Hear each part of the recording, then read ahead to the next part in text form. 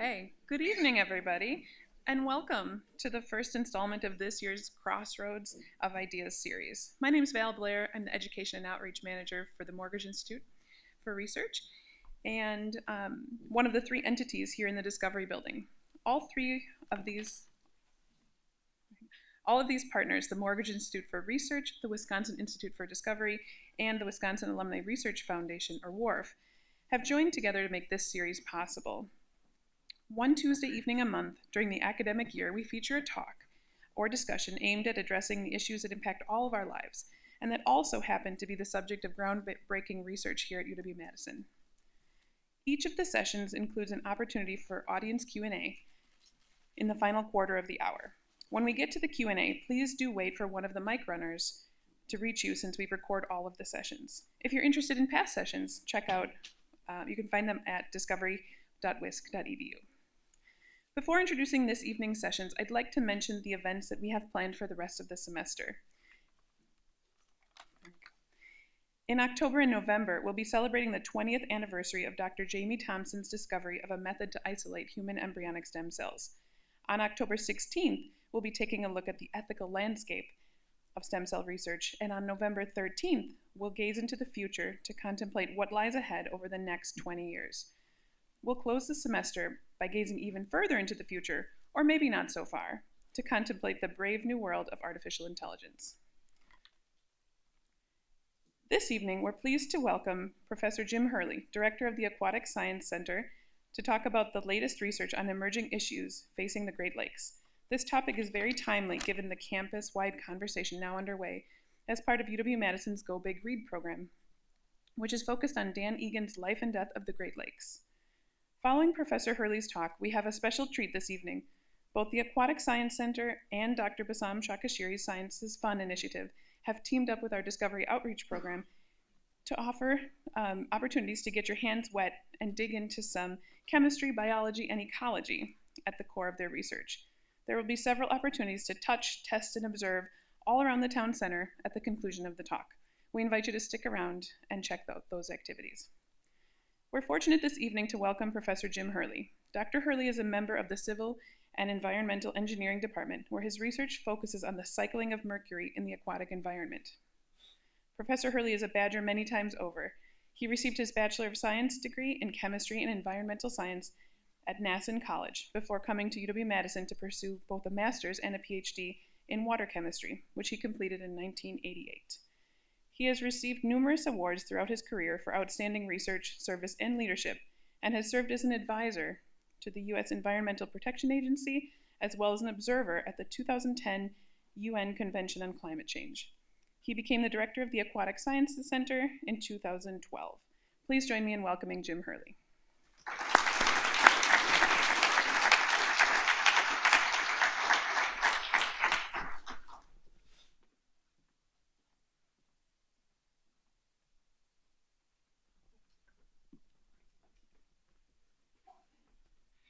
Thanks, Val, and thanks, Jake, for getting me set up. And thank you all for coming tonight. As you'll see, I have a little bit of a passion for the Great Lakes. When we were talking about my path here, I expected to come to Madison for about 3 years, get a master's degree, and then head back to another body of water. I was going to live on Lake Champlain in Vermont. So funny how things turn out. That was 35 plus years ago. And it's the types of dealing with water issues, dealing with the Great Lakes, with the inland lakes of Wisconsin, have just excited me since those first days that I came here. And then I got lucky enough to get a job back as directing the Sea Grant Institute, the Water Resources Institute, and a faculty position here. So all in all, things have worked out pretty well. The passion that I have is a reflection of the passion for the Great Lakes that the people I work with at Sea Grant have. And you'll get a chance to meet some of them at the stations afterwards. And it's a great opportunity, it's a great program, and I'm looking forward to discussing the many challenges for the Great Lakes. The biggest challenge for me was to whittle it down to a talk that I could give in 45 minutes, giving all the challenges in the Great Lakes. So if I miss any that you think are challenges, please ask some questions at the end, and we can discuss those. As Val had said, it's sort of Great Lakes focus here on campus. This is the focus of the big read, Dan Egan's great book, award-winning book on the death and life of the Great Lakes. If you haven't read it, pick one up.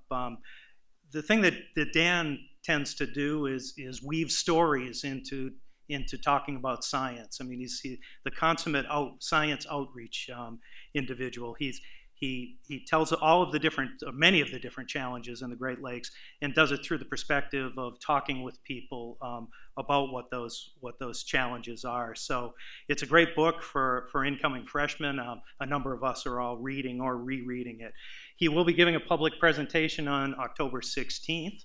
For those of you who like the more comfortable setting, he'll also be giving one at Science on Tap the following night. So one's in a big theater, the other's with another water product that you can talk about.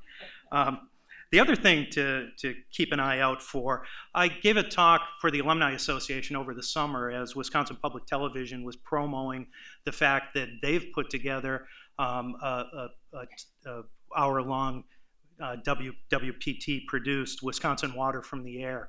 If any of you have seen the Wisconsin from the Air series, this one focuses just on water, and I've seen the preview of the segment on the Wisconsin River, which is great.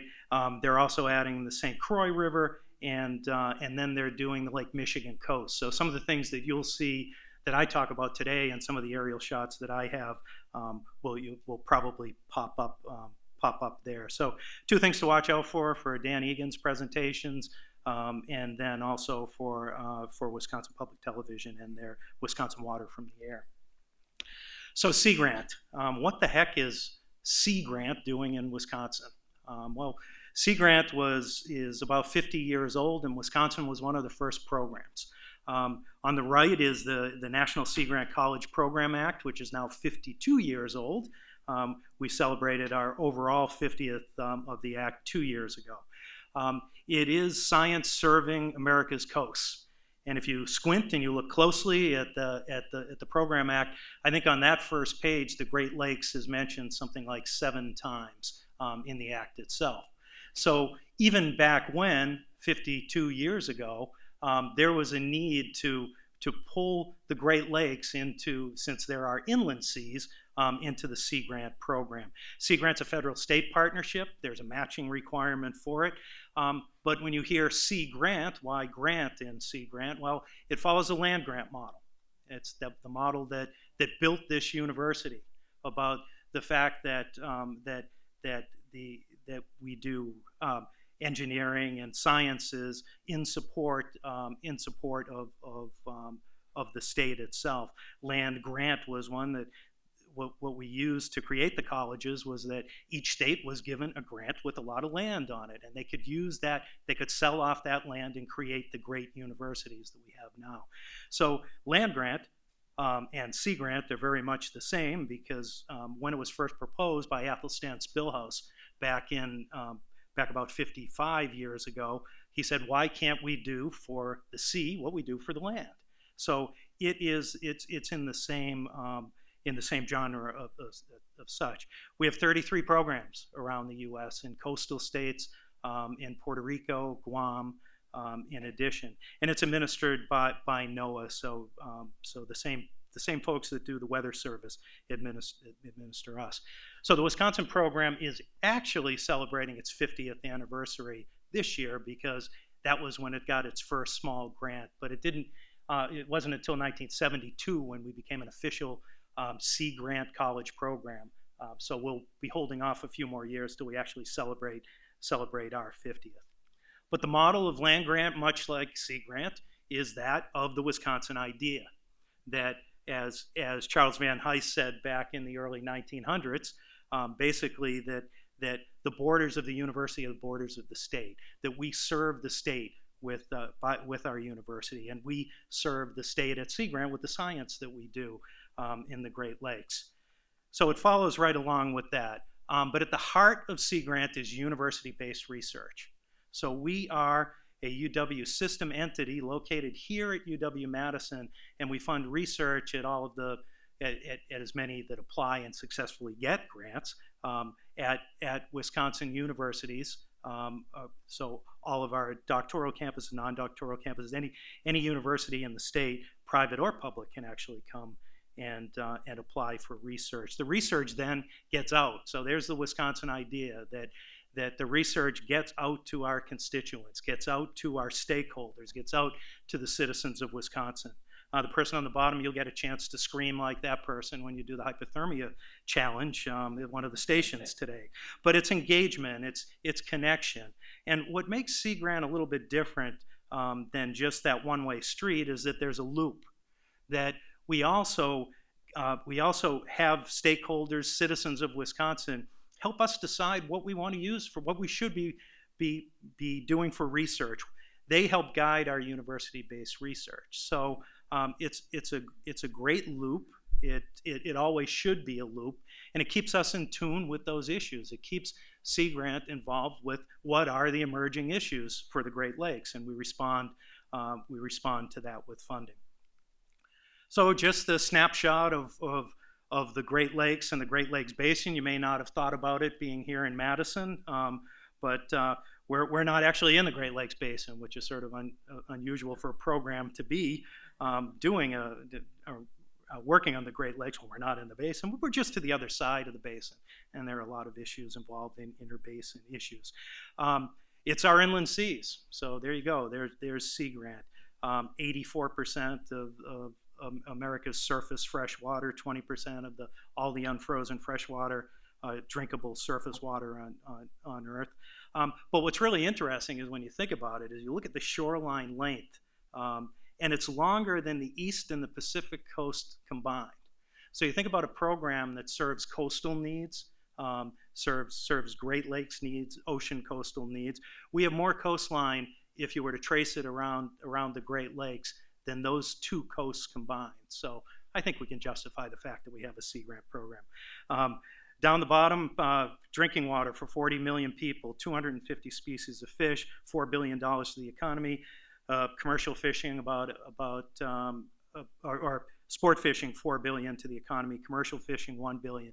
So you can start to see a bunch of those different issues are going to play together too when you start talking about all of those people, the need for fresh, clean drinking water, the need for sport fishing, for commercial fishing, all of those things that come together. But our story goes back a few years. It goes back to the early 70s and what the face of the coastal areas of the Great Lakes sort of looked like. This was before the Clean Water Act, before the Clean Air Act, when we used the solution to pollution was dilution, right? Everything our effluents went into the rivers. The Great Lakes became collection spots for many of those. You saw a couple slides ago about the residence time or the turnover time of water in the Great Lakes. Well, some of them are fairly slow. Some of them 100 years. Lake Superior close to 200 years. Well, when you put all of that material out into a lake like that, it might take a while before we can cleanse, before we can deal with it. So that was before the Clean Water Act, the Clean Air Act. The other great thing that happened for the lakes itself was the Great Lakes Water Quality Agreement in '72, because that was an international compact, obviously, with Canada. And it started to look at what's the plan? How are we going to clean up these lakes? What are we going to do to address contaminated harbors and effluents that continue to pump into the lake? What are we going to prioritize? So what Canada and the U.S. did was identified what they called areas of concern, where you could focus your efforts based on prioritization of different types of cleaning up different types of systems. There are things like remedial action plans that came, but what we're looking at were impairments. Is it drinkable? Is it swimmable? Is it fishable? Are there tumors on fish? Those are all those different impairments, beneficial use impairments that were set up for all of these sites on the Great Lakes. So it was almost a prioritization scheme. And now, with a little bit of funding, and probably some lawsuits and such to add to some of the cleanup. This has really affected our ability to, now that we have some funding associated with the Great Lakes Restoration Initiative, now there's a plan. There are certain priorities. There are certain areas that have been listed as having beneficial use impairments. We've come in with some remediation plans, and we've lifted those beneficial use impairments. So if you look at just this map and you just sort of focus on the blurry colors that are up there, there are some that have been delisted, that those beneficial use impairments are no longer there, and we can sort of wave a victory flag on some of these sites. And I think that's a real testament to international cooperation, to really focusing efforts, and also to have funding for it. The Great Lakes Restoration Initiative has been around for about 6 years now, and finally putting some real dollars into sediment remediation, repairing habitat and such. So that's sort of the big picture for the Great Lakes, and how we've addressed these some of these really contaminated sites. And these are the ones obviously on the U.S. side. But there are also some other successes. If we were to look at the lower Fox River right now, and we looked at those old pictures of effluents pumping into the river, this was one of the most contaminated rivers in the United States. There's been a lot of effort through principal responsible parties, through Great Lakes Restoration, through state and federal funds, to clean up the sediments of the Fox River. There's been 9 years of progress towards this and to cleaning up remediated sediments. The main problem was that there were PCBs in the sediments, and polychlorinated biphenyls had come from, they were being released from many of the industries. In a really odd twist, much of the PCB contamination came from the recycling of carbonless paper. We jumped into the miracle compound, polychlorinated biphenyls, and made carbonless paper that had PCBs in that little oil in the back, so that when you wrote, you're actually releasing a small amount of PCBs. A big push to recycle paper, that was all done also in the Fox Valley, and that caused some of the problems. That's not to say that there weren't direct industrial discharges of PCBs, but the indirect, the unintended consequences of recycling was a big problem for the lake, for the river. Now, the good thing about the Fox River is that in its last 30 miles, it drops about 165 feet from Lake Winnebago to the mouth of Green Bay. And because of that, there are dams along the way so that there could be navigation up and down the Fox River. What that did is it allowed a lot of this contaminated sediment to trap behind these dams. So it made it a little bit easier to clean and to remediate the river, because of the fact that it had these collection areas.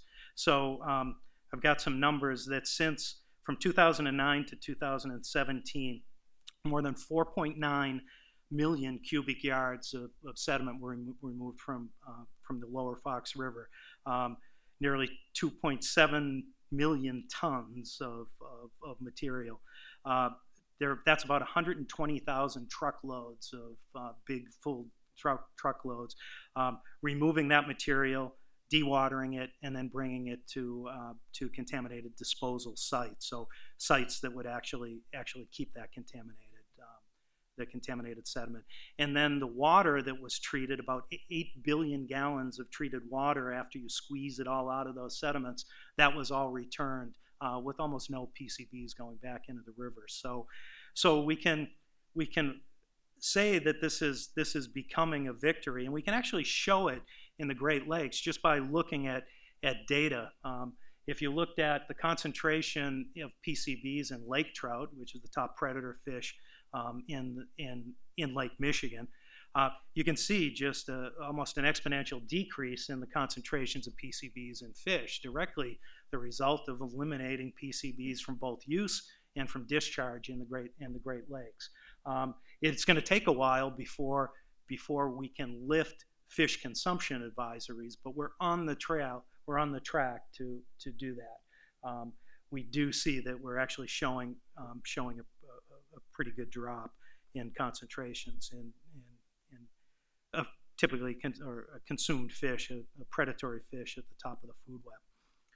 We're also seeing that what we can do in the Great Lakes is be a little creative with some of that restoration money, some of the settlement money.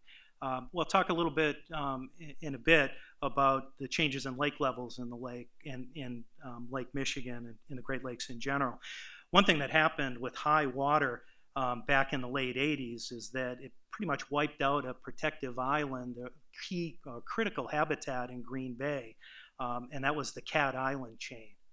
Well, now what the U.S. Army Corps of Engineers and state and federal agencies together are working on is that when they dredge the material for the shipping channel at Green Bay, it's clean enough now that they can use it as habitat, that they can dredge cleaner sediments and then put it up on these new manufactured islands in lower Green Bay. This is early in the creation of the outer island in the Cat Island chain. I think there's enough in this chain for, I think, almost 50 years of projected clean sediment being used.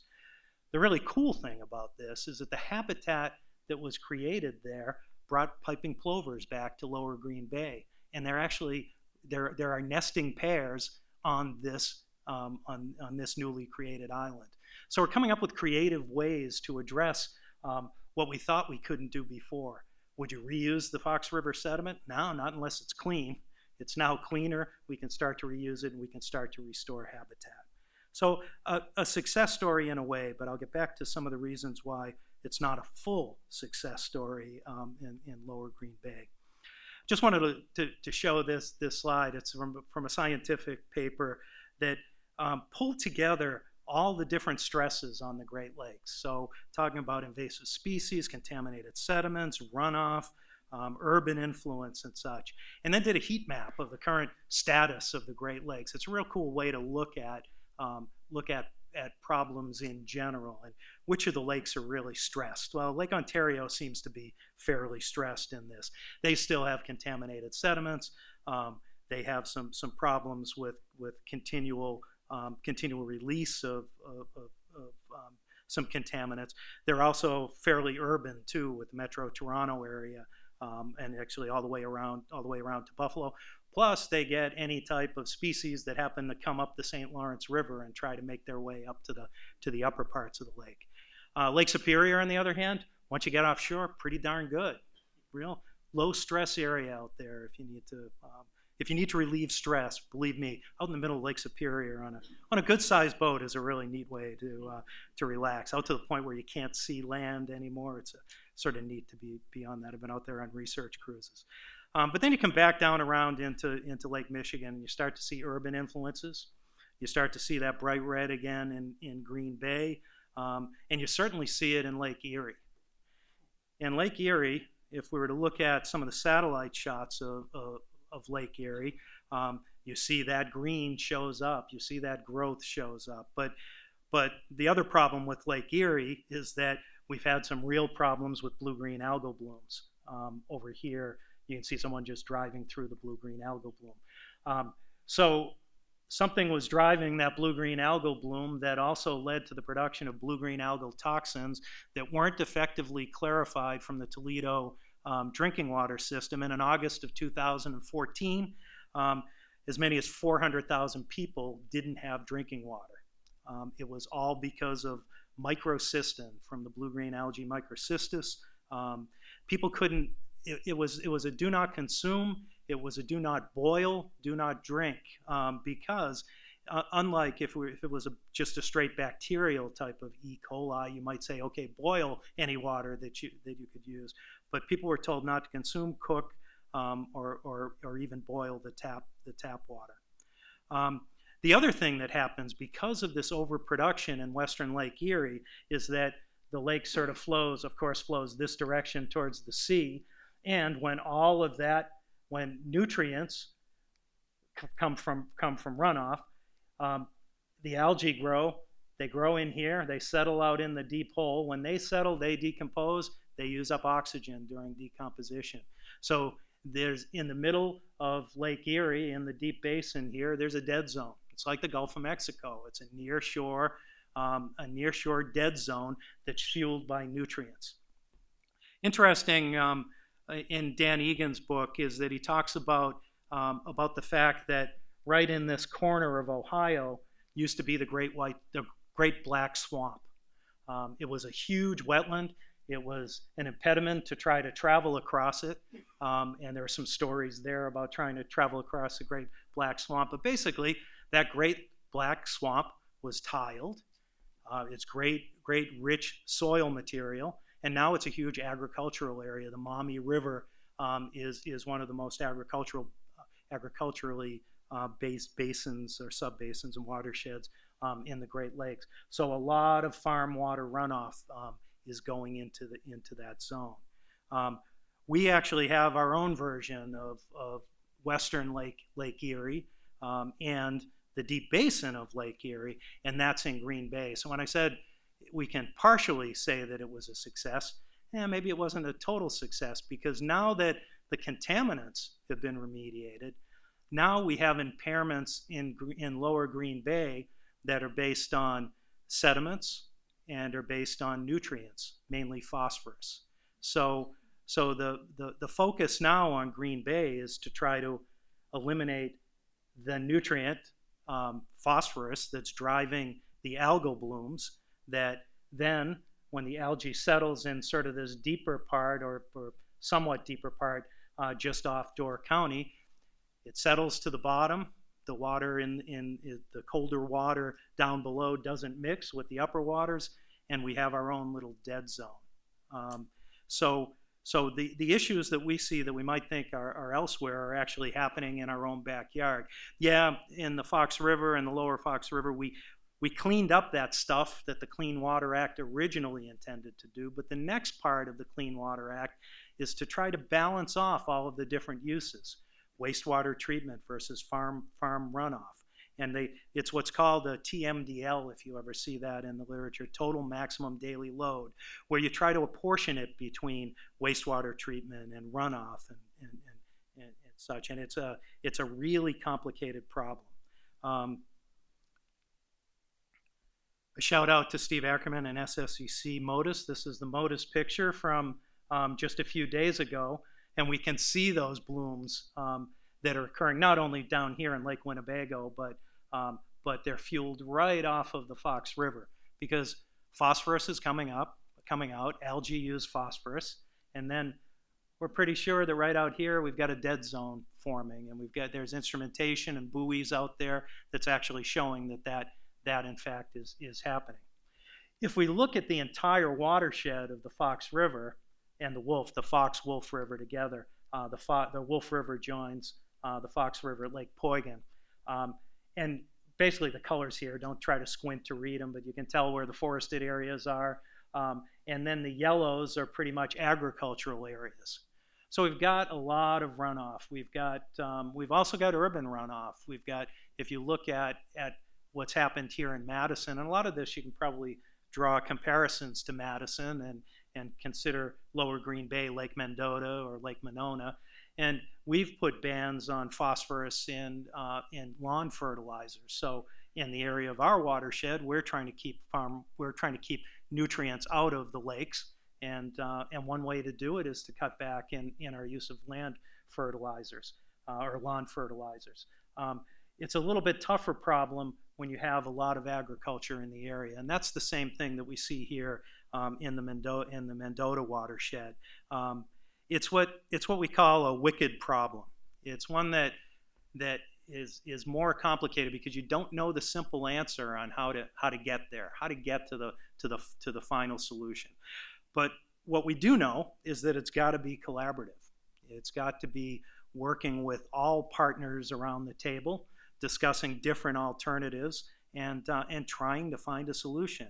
It's pretty clear that not only in Green Bay but over in Lake Erie and the Maumee River, that we've got to do something to cut down on the amount of fertilizer that's coming into both lakes. and most of it is due to agriculture, dairy production. We've got to bring everybody to the table so that when we parse out that amount of phosphorus that lifts that beneficial use impairment, that it's fair to each of the groups. That's the sort of thing that I really that I think is so important about the way Sea Grant works. We are neutral brokers. We bring science to the table, and we bring science to the discussion, and then we hope that leads the decision-making process. But solving the problem of nutrient input in the nearshore zones of the Great Lakes is going to take a lot of work. So that is an emerging, a continuing type of issue for the lake. And then, of course, there's our friends, the aquatic nuisance species. I thought it was funny when I was looking. I wanted to get the list or to get the numbers. And if you look closely at this, the number of species in the Great Lakes, they keep changing the number. We're up to 184 invasive species in the Great Lakes.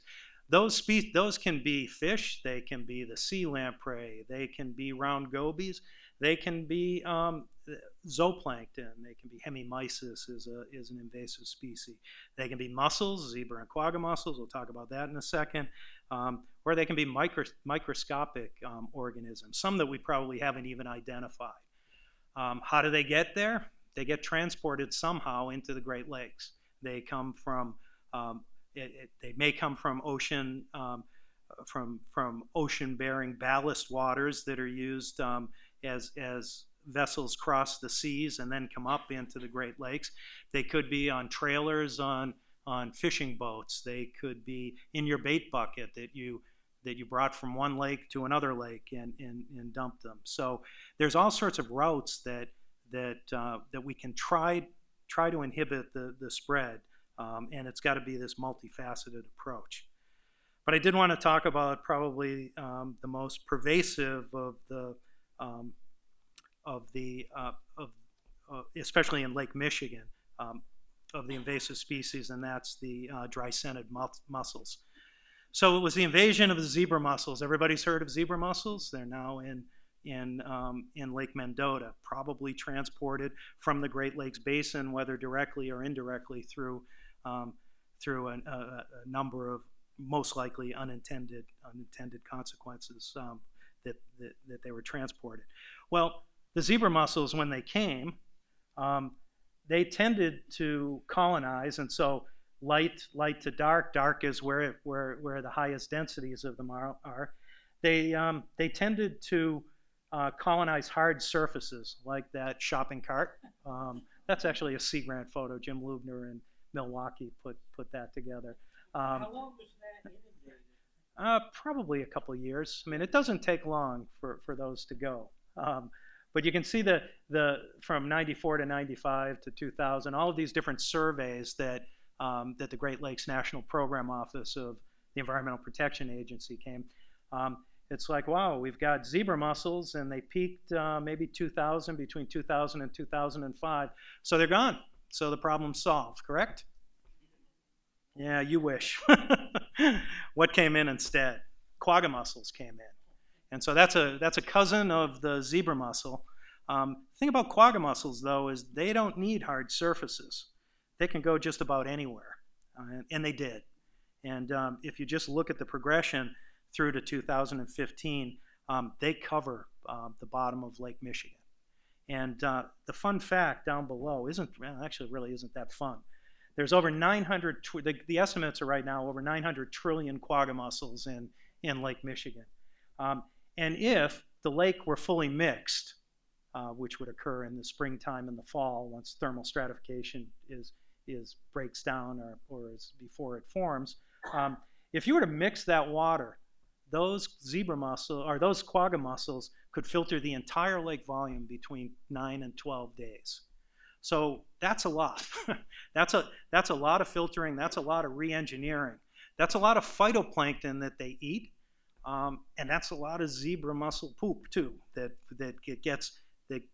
now is transformed deeper in the lake than your typical phytoplankton, zooplankton, things that occur in the water column. They're responsible for clearing Lake Michigan.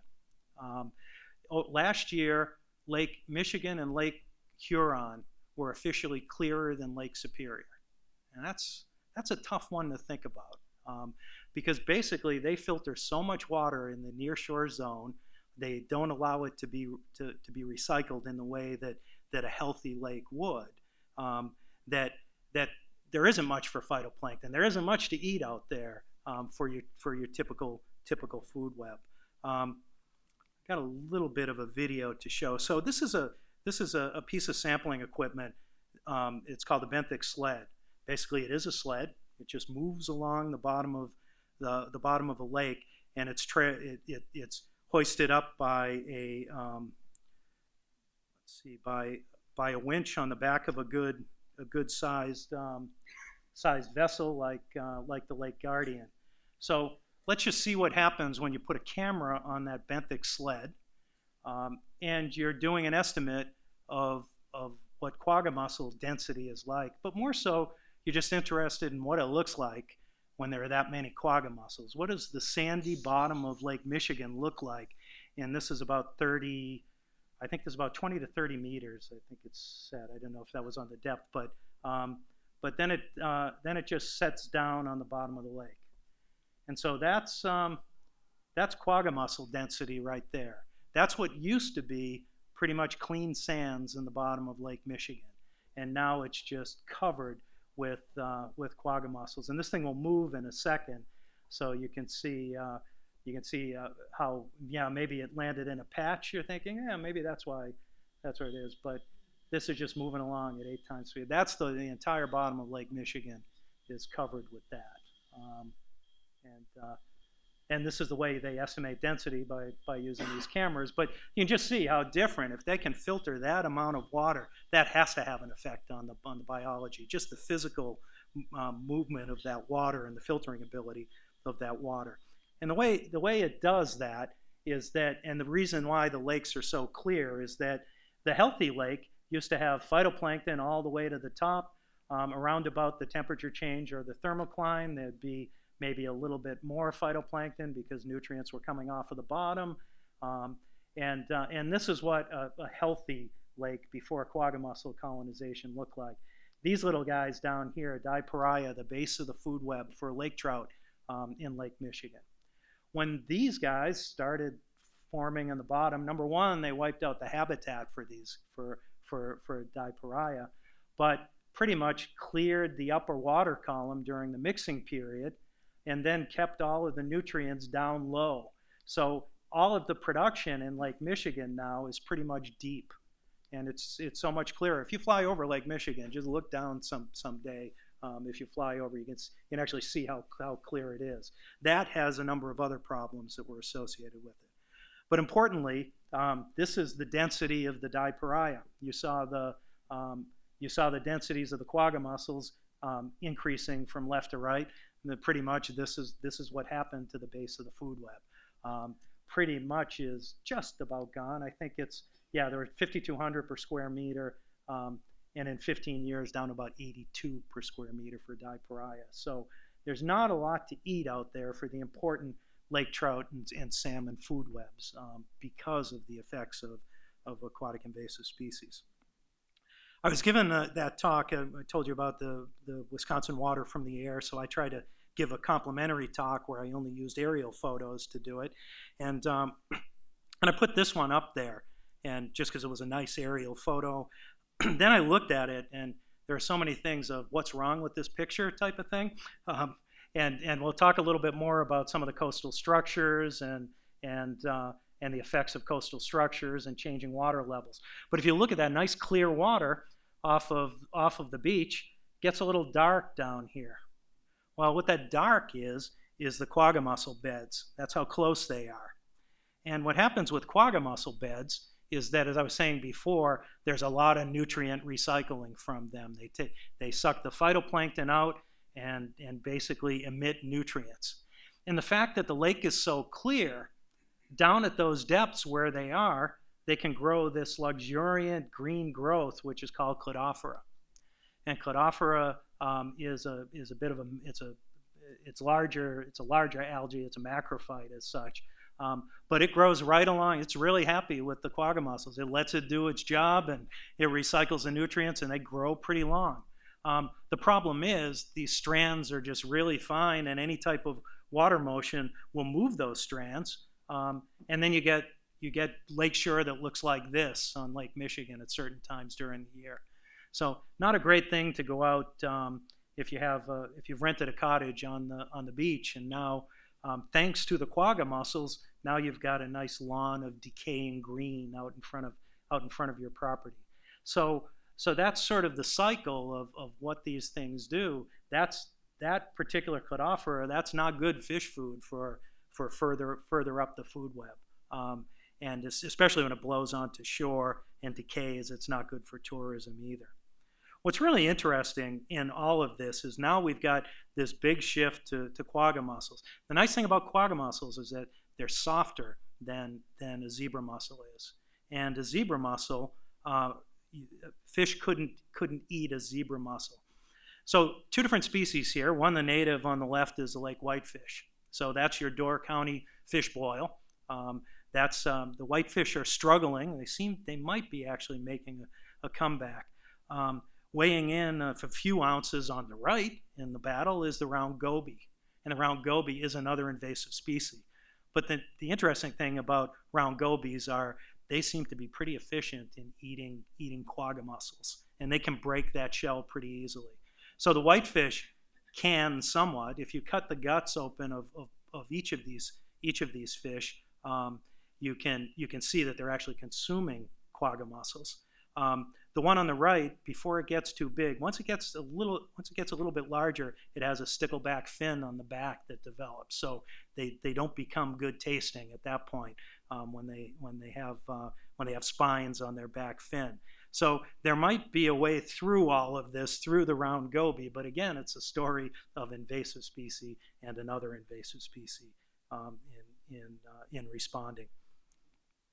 And then we've got our other things. We've got Dan Egan's book talks a lot about the big head carps coming up the Mississippi and the barrier, and whether you can detect them. There's snakehead fish on the right, an invasive crayfish from down south, hemimysis, which is a zooplankton that has heme or has red in them, and then all sorts of invasive types of algae.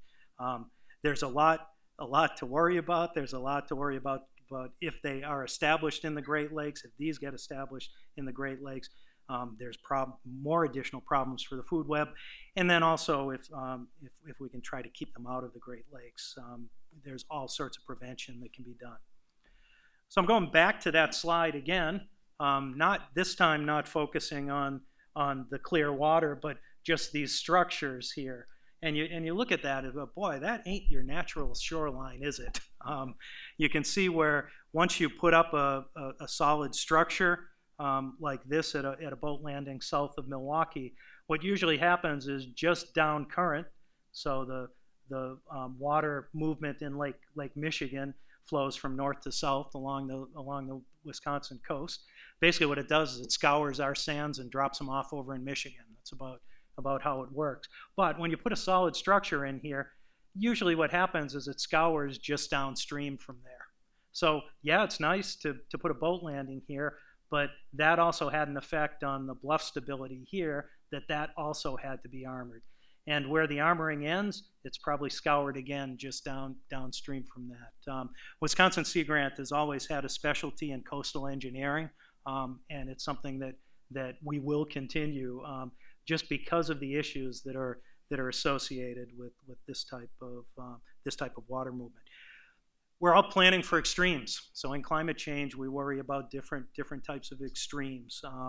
We've seen it here in Madison with the floods just west of Madison, and the fact that less than a week later we got another 10-inch rain about 40 miles north of here. Well, what we're seeing is extremes, and we've seen extremes in lake levels in the Great Lakes. We had a record low in 2013, and by about 2017, Lake Michigan came up a total of 4 feet. That's an amazing swing and a quick swing. You know, our friends in the other coastal states on ocean in our ocean states talk about sea level rise. Well, we got 4 feet of sea level rise over the course of 3 years, and some major problems that were associated with that. If you look back at the low water mark, what were we dealing with? We're dealing with problems in harbors because of low water. We had to dredge more. We had some nice beach, a little bit more beach, but we also had piers that just weren't doing what piers should do.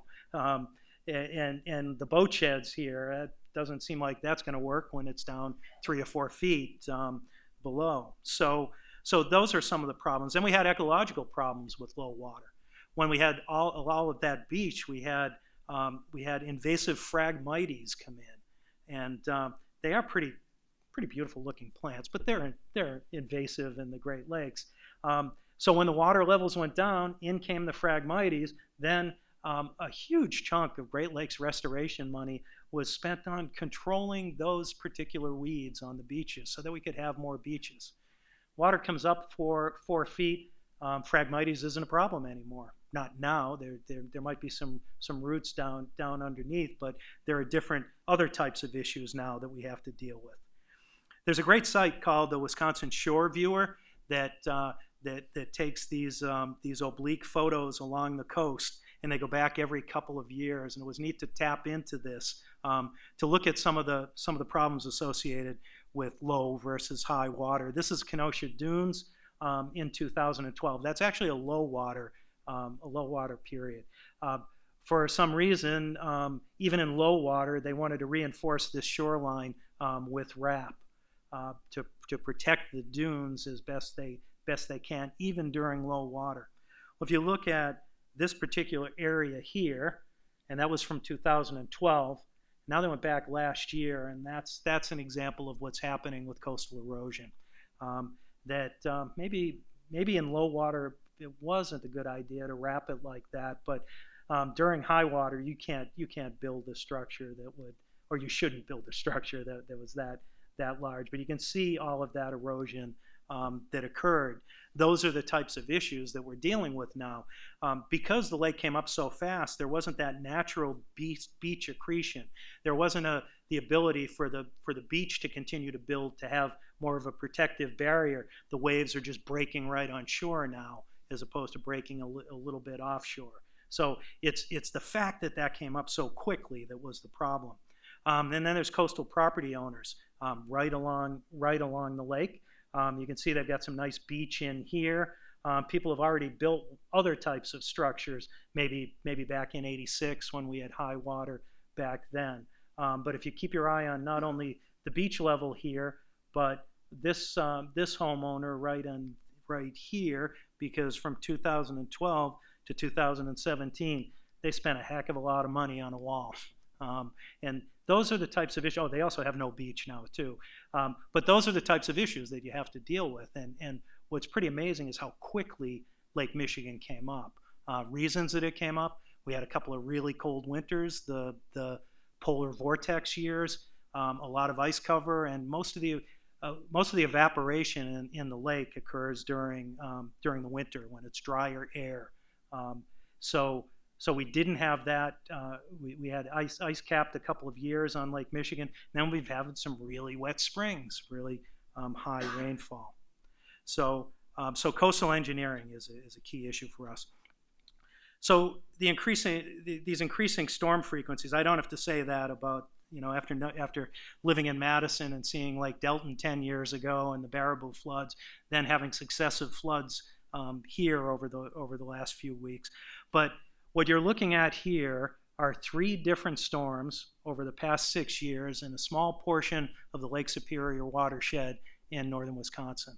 So the upper 4 counties, within 50 miles, within 6 years, we've had 1, 2, 3 10-inch plus rainfalls. This was 2012, the Duluth Superior floods, and you can see the St. Louis River and all that got transported out. This was 2 years ago, just a small storm just around Saxon Harbor, Mellon area, or Saxon, Wisconsin, up towards the Michigan border. About 10 inches of rain fell up the watershed from Saxon Harbor, And the harbor itself was re-engineered so that the stream, right at about this point, took a 90-degree turn and then came back and then around so they could put a harbor in there. Now, I'm not saying that they shouldn't have a harbor there, that they need a harbor of refuge along that part. But what happens when 10 inches of rain, 400 feet up the watershed, comes barreling down, it just basically blew out this portion of the marina. This is Highway 2. About 3 months ago, well, June, late June, and another 10-inch rainfall, which was probably about 20 miles. The epicenter was about 20 miles from Saxon Harbor. Some of the repairs that they made at Saxon Harbor, since when FEMA gives you money to repair, you have to build it the same way that it was to replace. So they've changed some bridge configuration, but the river still takes that right-hand turn. They had some damage to the repairs that they've already made.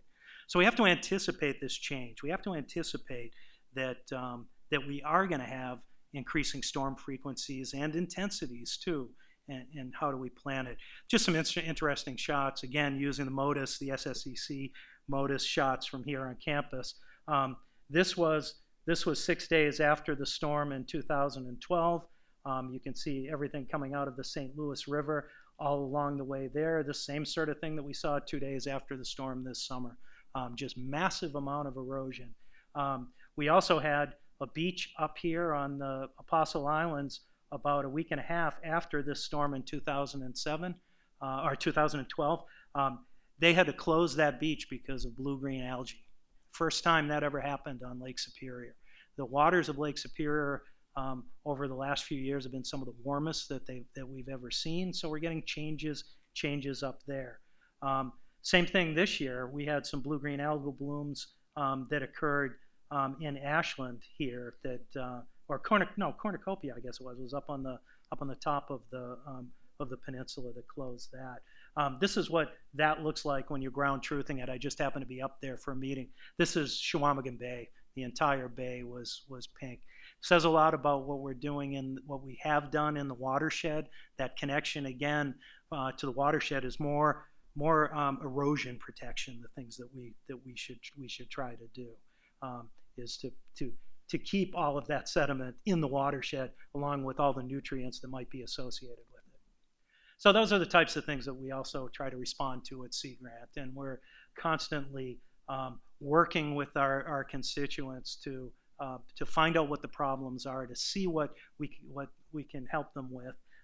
Just something as simple as telling them how to look at your city county codes and how you might want to incorporate green infrastructure, that type of infrastructure that holds water in the watershed. That's something that we like to promote is green solutions or have them consider green solutions for what we want to do. A couple other issues I just wanted to touch on. Oil transport in and around the Great Lakes. Not sure if you know about the pipeline status. We had a pipeline break in Michigan on the Kalamazoo River, right about here. But one that's really come into focus is this one up at the top that goes right through the Straits of Mackinac. And this is an Enbridge, a couple of Enbridge pipelines that, the last few years when I don't think it was the company itself, I think it was an environmental group, decided to dive them, found out that there are all sorts of broken supports. They have been repaired, but just the issue of having underwater pipelines in the Great Lakes are something that we ought to consider, and we ought to be concerned about the safety for that. The reason up on the Mackinac, crossing the Mackinac Straits, is that when you think about it, two huge lakes and a lot of sloshing of water in between. Basically, about every day and a half, the current switches in the Mackinac Straits. So we've had a lot of physical scientists get together and say, what are the effects? What would that sort of effect be if there were a pipe burst across the bottom of the Mackinac Straits? And the Great Lakes Environmental Research Lab, a NOAA lab over in Ann Arbor, did that modeling. What they did was they compared the middle of Lake Michigan to the Straits of Mackinac to Lake Erie, if you had the same type of spill, what would the currents do? Where would they take the surface and the subsurface? And you can see that of those three choices, each of them would be catastrophic, but the Straits of Mackinac would probably be a little bit more concerning, just based on the way that it would spread, based on all of that water movement. So that would become an ecological disaster. A few more issues, just as emerging issues down the line: access to coastal resources, equal access to coastal resources, sort of the high value property, which of course has to be armored along the coast. And are we having equitable access for all to the Great Lakes? Or just out in Oregon, and their entire coast is open access. Every street end is open access. The sands themselves are, we are up to the high water mark, but there are parts of the state where it's difficult for all to access these great resources. Shipwrecks. We have treasured shipwrecks off of in the nearshore zone. We have 55 that are on the National Register of Historic Places. If you get a chance and you want to see them, go to wisconsinshipwrecks.org. But also, we're hoping that the Lake Michigan Shipwreck Sanctuary gets designated. A lot of the legwork has been done on that. We're hoping that it will be re-energized, that we can use this as another way for all to have coastal access. Some of these shipwrecks are on shore, some of them are offshore, but I can't think of a better way to get young people into, get them involved into the history of the area, from the importance of these shipwrecks, then to the science. The fact that you can now see them down fairly deep, you could use glass bottom boats because thanks to the Quagga Mussels, the water is a little bit clearer. There are the more unintended consequences, is that our wastewater treatment plants were designed to get the organic matter out. They weren't designed to get some of the specific organic matter out. And that's things like personal care products and pharmaceuticals, that they aren't being retained in the sludge, which is typically what our wastewater treatment plants are based on. So we're starting to see them appear. Our methods for detection, for chemical detection, are so much better that we're starting to see more and more in the Great Lakes that we didn't think were in there. So in order to tackle this, we have to do both prevention, which is this symbol, and then we might need to add some extra treatment to wastewater treatment facilities in the Great Lakes. We got rid of the nutrients. We got rid of for the most part, in wastewater, and we got rid of the contaminants through the Clean Water Act. Now we've got to try to tweak that a little bit to get rid of some of the others. Microplastics. There's been a ban on microplastics in certain types of products in the Great Lakes area. We've got to figure out how we can measure them. You can see there's not a constant shape or size to them, nor is there a common chemical property to them. One thing we've seen on some of these smaller beads is that they concentrate organic contaminants. So not only is there a physical obstruction, but we also may be dosing higher levels of organic contaminants because of microplastics. The big thing coming up now, if you've been reading the papers, is PFAS or perfluoroalkyl and polyfluoroalkyl compounds or substances. They're used widely in waterproofing, in firefighting, in chrome plating, semiconductor coatings. There's about 3,000 different compounds, much like the PCBs. There are 209 of different PCB compounds that we had to find ways to analyze, to figure out how toxic they are. This is coming on strong. We've seen some in the Great Lakes. And finally, I just want to finish up on aquaculture. That the fact that the native fish populations are not as great as they used to be. The commercial fishing is a fairly small industry. You saw sport fishing versus commercial, the 4 billion to 1 billion. Most of the commercial fisheries are in Lake Erie, in the most productive of the lakes. We have a very small commercial fishery here in Wisconsin. But aquaculture is really coming on strong. And it's land-based aquaculture. It's not net pen aquaculture that will happen in the Great Lakes. I don't think that net pens will be out there just for all of the different regulations. We're really lucky at Sea Grant to be involved with two different aquaculture groups. One over at UW-Milwaukee School of Freshwater Sciences, and another one up at Stevens Point, and especially at Stevens Point's what they call NADIF, the Northern Aquaculture Demonstration Facility. That is an Atlantic salmon that was grown in tanks in northern Wisconsin, and that's been a pretty important part. This is actually Stevens Point's demonstration facility, a cooperative here. So growing fish indoors. And what we're really fortunate to have here in Wisconsin is a company called Superior Fresh. Superior Fresh is the world's largest indoor aquaponics facility, and they're growing Atlantic salmon here in Wisconsin. They're just south of Eau Claire, on just off of Interstate 94 at the Alma exit. They're Alma and Northfield exit. They are raising Atlantic salmon. This is all based on research that was done at that Northern Aquaculture Demonstration Facility. What's cool about it is that the effluent comes out of the fish tanks and then is into a fully coupled hydroponics facility. So they're using the nutrients and they're growing lettuce material off of it. You can see how much they're doing in an average year. This is really high-tech stuff. The purple glow here is the fact that their greenhouses are all instrumented with LED lighting, and they optimize for light for growing lettuce. So they're optimizing for the production for chlorophyll A and chlorophyll B by adjusting the light during those non-heavy sunlit days. And all the way to the right is actually, I took this picture when I bought Atlantic salmon last month at Festival Foods. So if you see Superior salmon selling at Festival Foods, that was grown just south of Eau Claire. And if you go to, and that's actually, I did an okay job cooking it too. But then if you go, I think they have a contract with Cisco, but they also have a contract with Quick Trip for their green material too. So all grown in Wisconsin. They're doubling their greenhouse size this year. So there's some hope.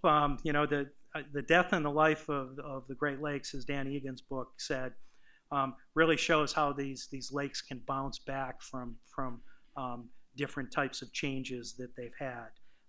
And I think that I'm optimistic about where we're going next. I just wanted to finish off with some of the other beautiful shots of the Great Lakes, from lighthouses to shipwrecks that you can actually see from flying over them, to the beautiful beaches, the sea caves and Bayfield. I think there's a lot of hope. I think that there's also a lot of opportunity for research that's done at this university and others in Wisconsin to help solve those problems. And I know we have the right people to do outreach from those. So thank you. Thank you for letting me tell my Great Lakes story.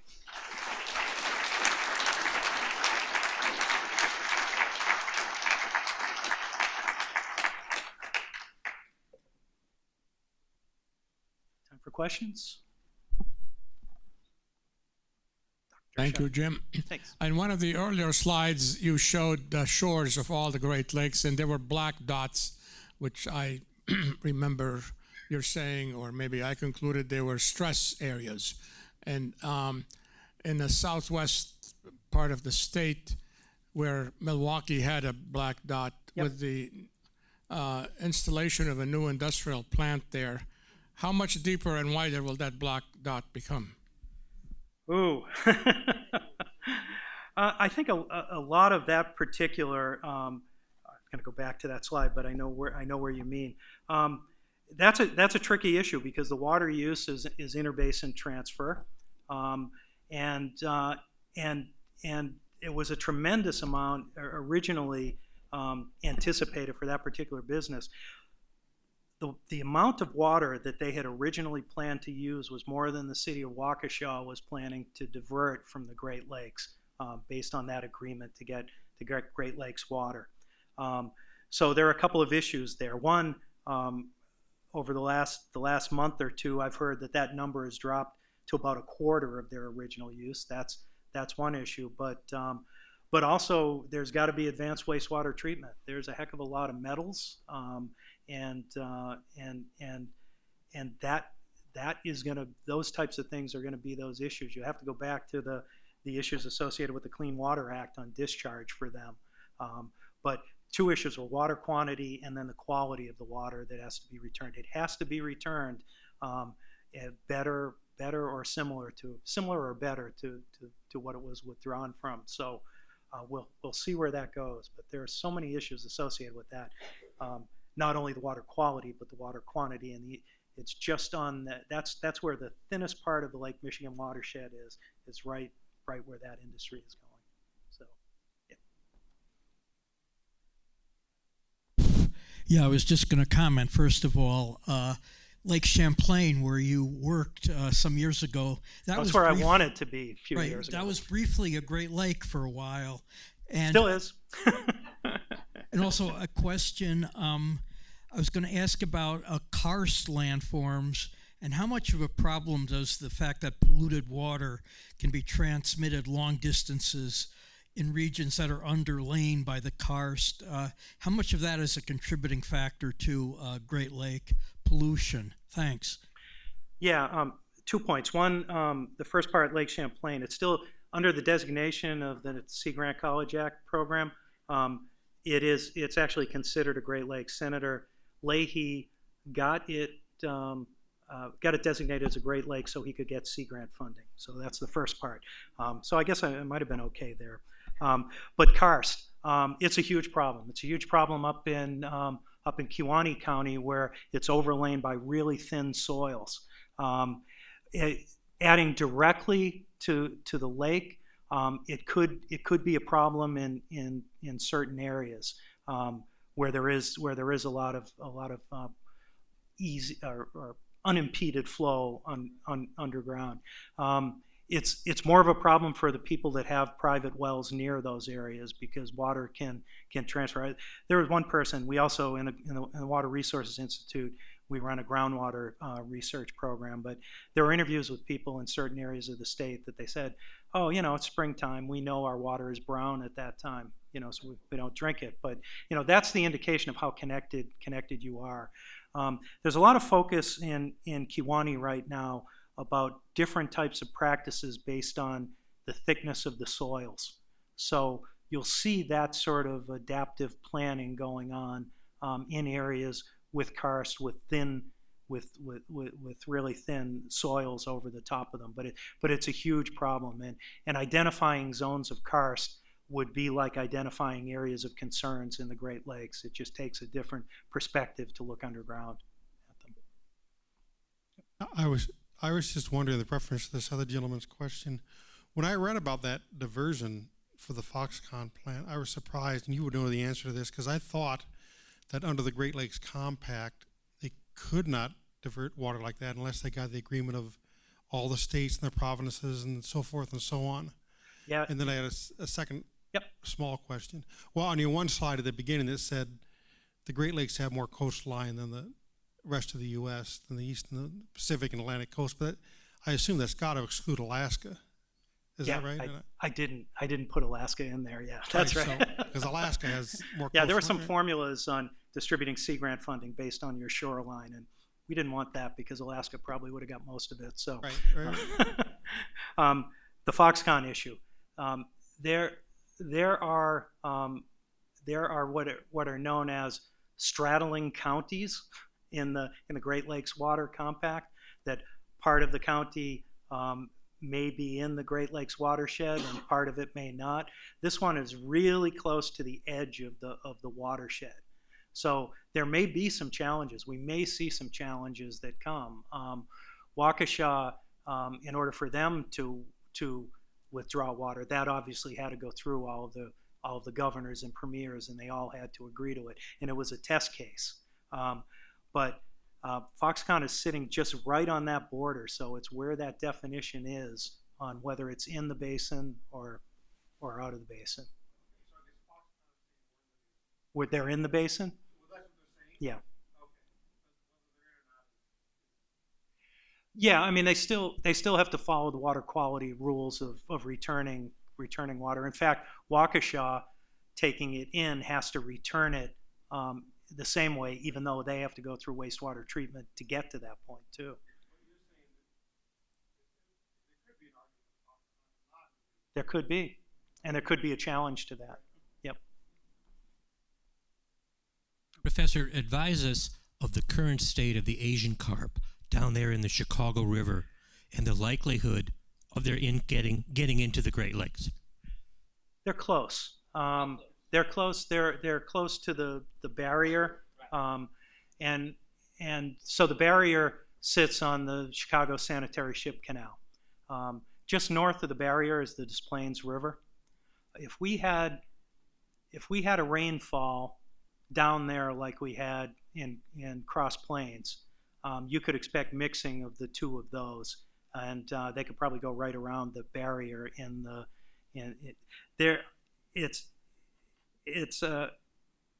it's close. The question is, can they establish, if they were to get past the barrier, can they establish themselves in Lake Michigan? Right now, there's just not much to eat in Lake Michigan, so it might be, if they did get close to Lake Michigan, it might be a good time for them. They need a lot of productivity. The thing about living in the Illinois River and the Sanitary Ship Canal is that that's their wastewater effluent from Chicago. It's treated, yeah, but it's a little bit higher in background, and there's a lot of green in that whole stretch. But there's, if you read Dan Egan's book, they talk about using environmental DNA to see if they've got past, and they have found environmental DNA. They just haven't truly found the fish to say that it's there. It's still the status as far as I know. Yeah. It's a tough one. They're close. If that barrier were separating us from Lake Erie, I'd be really worried because there's a lot to eat in Lake Erie, and that could wipe out the fisheries in Lake Erie because it's productive enough to support them. Right now, there's just not a lot of productivity in Lake Michigan if they were to get past. Turning to PCBs in the Fox River, the initial cleanup was... Where am I looking right now? Oh, right there. I'm sorry. Okay. Based on a dredging process, and then a decision was made, I think, was only motivated by finance, to start capping areas of concentrated PCBs. And now we have, and we've had how many years, the problems with climate change and these rainfall events, and almost a flushing effect on the Fox River. So these PCBs that are covered with a barrier are going to be exposed more to this increased water flow, thus flushing more PCBs into Green Bay. I'd like you to comment on that. Yeah, I mean, most of the mass of, if you looked at a mass balance of boy, I don't know if that's the exact number, but there's a lot of PCBs in the sediments of Green Bay further out that it continued to deposit out in Green Bay. And there's still PCB, there's still low-level PCBs that still continue to flow out. And I mean, nothing like the days of high levels in effluent. Capping is something that is a future challenge, and you're absolutely right because of the intensity of storms. Capping can only occur if they're capping a certain concentration too. They weren't allowed to cap anything above, I think it was 2 ppm. Yeah. Right. I mean, boy, I don't know if you've seen the database of all of the sediment cores that they took pre and post. It's a huge number of analyses. There are still a few hotspots. They have to go back and clean up a few other hotspots. And I don't mean to sound like it's like it's a complete cure. But considering what was there and what was removed, I really want to see those final numbers of what percent of the overall have we removed from there. But capping is a problem with climate change. You're absolutely right. If we're going to have these intense storms, we have to put those into the models of how much cap and if a cap is even going to be effective in a dynamic system like that. I agree. We're done? I guess they want to get to the stations, right? I'll be around if anybody wants to come up and ask questions. So the stations will be open, as you can see, as the doors open up into the. Have some fun learning a little bit more about water in the Great Lakes. Thanks.